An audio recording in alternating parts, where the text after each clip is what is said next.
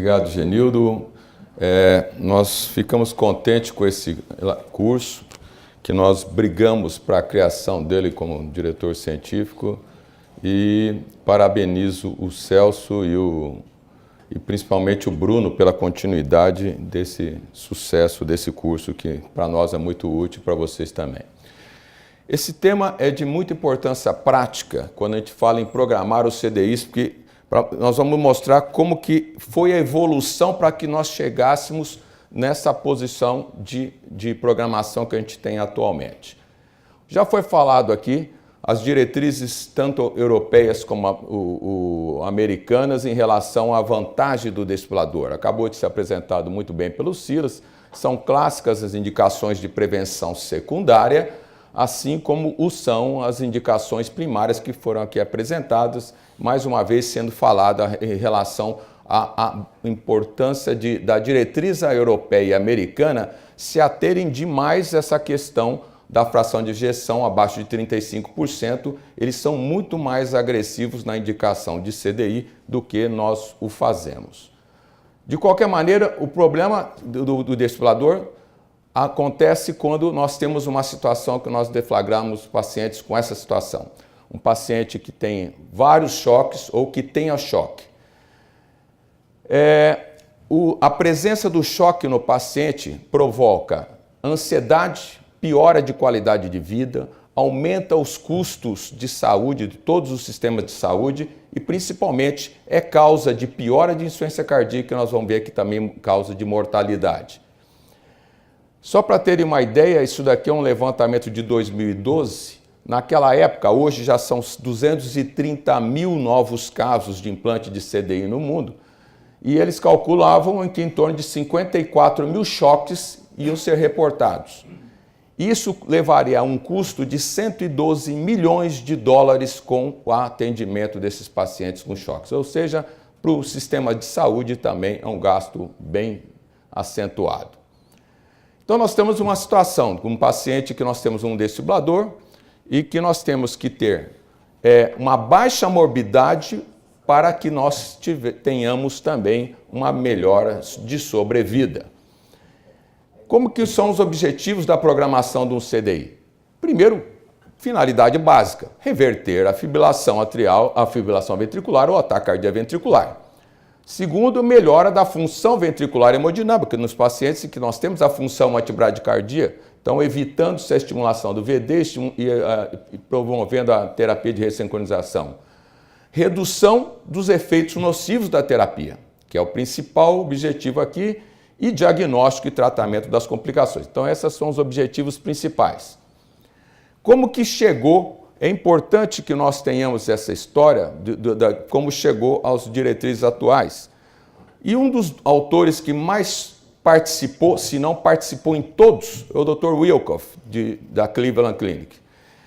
Ele que elaborou esse primeiro trabalho, ele passou a fazer o seguinte, em 2005, que ele queria ver se a terapia personalizada e a empírica teria o mesmo resultado, fazendo uma programação que pudesse evitar os choques inapropriados e evitar também a detecção de taquicardia não sustentada. E o que ele viu?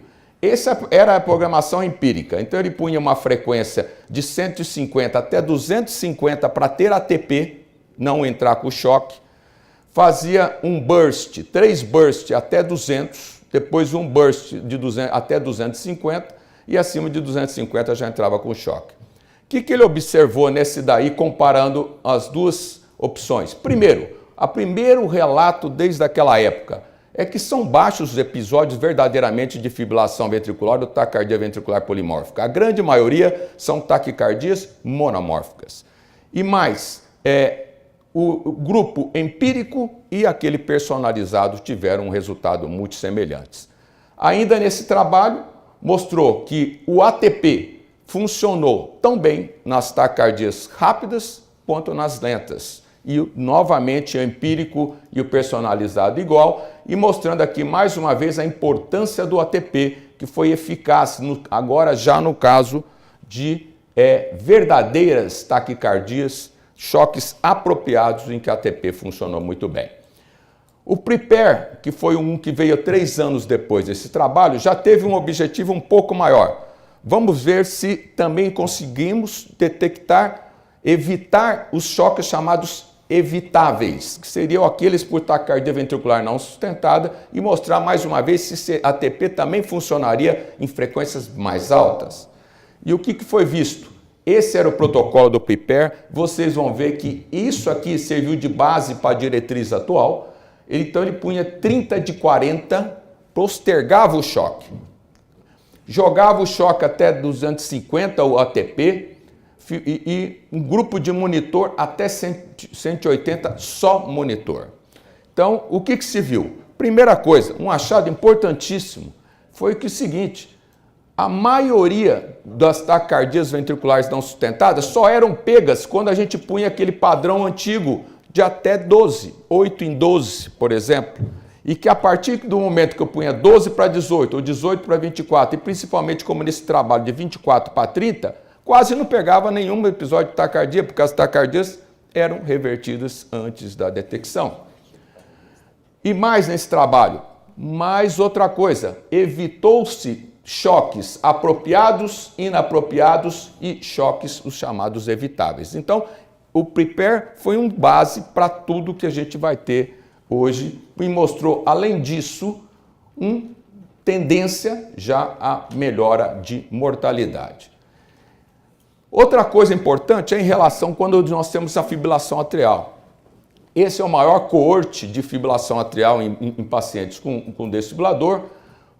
Todos foram feitos através do CARLink, quer dizer, monitoramento remoto. São mais de 106 mil dispositivos.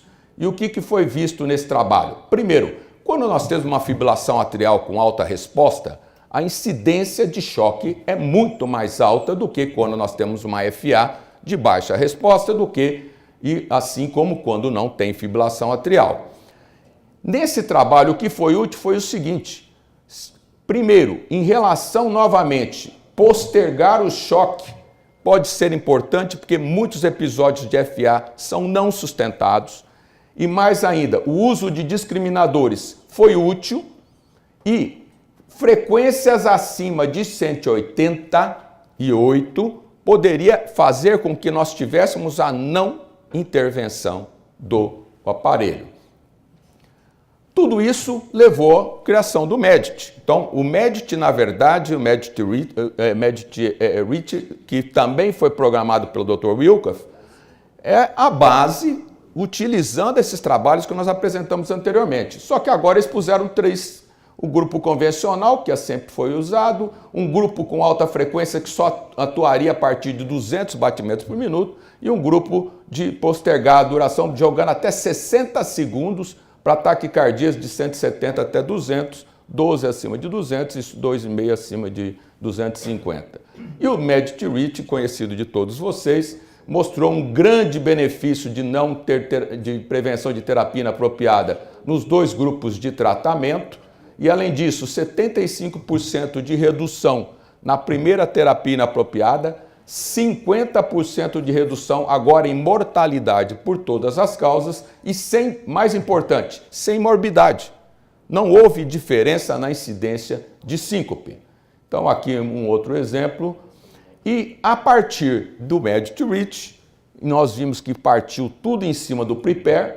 Outros trabalhos de outros fabricantes, no caso o MEDIT REACH aqui foi da Boston, o Advance foi da Medtronic, todos eles mostraram o quê? Trabalhos na mesma linha de investigação, com um N bom de pacientes sendo analisados, aliás, ótimos, mostraram em consenso, todos eles, redução de choques inapropriados, evitáveis e choques choques apropriados, ou seja, redução de todas as terapias. Melhora, redução de hospitalização e todos melhora de sobrevida. De tal maneira que aqui está um pool desses trabalhos mostrando isso, redução de 50% de choques inapropriados, até choques apropriados, nós vemos aqui uma grande redução também de ATP, quer dizer, precisou ter menos atuação.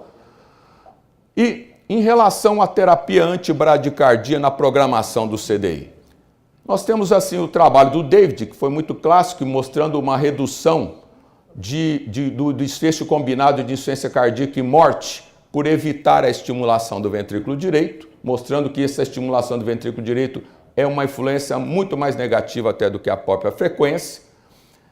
O David mostrou aqui, está o desenho dele, uma redução de 39% no desfecho combinado e não separado, então não houve diferença na mortalidade isolada. E o David 2 mostrando que a não participação da estimulação do ventrículo direito, quando foi feito o David 2, comparou agora a AI 70 com VVI 40, mostrando que aí já não havia. Então a diferença do David 1 com o David 2 é que aqui comparou VVI 40 com DDD, mostrando que aqui tinha pace ventricular, uma melhora ao evitar essa estimulação ventricular, e no caso, quando comparou com a AI, não houve diferença. Porém, alguns trabalhos que envolveram o CDI aqui, no caso daqui, esse PREFER aqui, esse MVP, assim, não houve um consenso tão grande quanto à questão do benefício do MVP em evitar essa estimulação nos casos de desfibrilador. Uma coisa que mais ou menos é fato é que houve, em alguns dos trabalhos, aí já envolvendo marcapassos, que houve uma redução na incidência de fibrilação ventricular atrial. No caso de programação dos CDIs com BIV, logicamente, o Cláudio já apresentou muito bem, duas coisas importantíssimas, a utilização de um pace ventricular, biventricular, se possível, próximo de 100%, e a otimização do intervalo AV, o Cláudio já apresentou isso aqui tem implicação até em desfecho de sobrevida. Então, a partir de tudo isso, juntando-se esse dado, que são características dos discriminadores de cada fabricante, então, por exemplo, na Biotronic tem o Smart, na Medtronic nós temos o PR lógico, nós temos o Rhythm na Boston, então que todos eles são discriminadores da relação atrioventricular. Mas o que existe de consenso desses discriminadores, o mais útil de todos, através de vários levantamentos, é o dado de morfologia, a wavelet, que junto com as outras características individuais de cada fabricante, é aquele que mais pode ser útil como coadjuvante na hora de nós escolhermos também a questão das frequências de estimulação. Então aqui um exemplo de um caso em que não bateu a correlação do eletrograma da taquicardia em relação ao básico e o paciente teve a terapia e aqui evitou-se a terapia baseada na morfologia.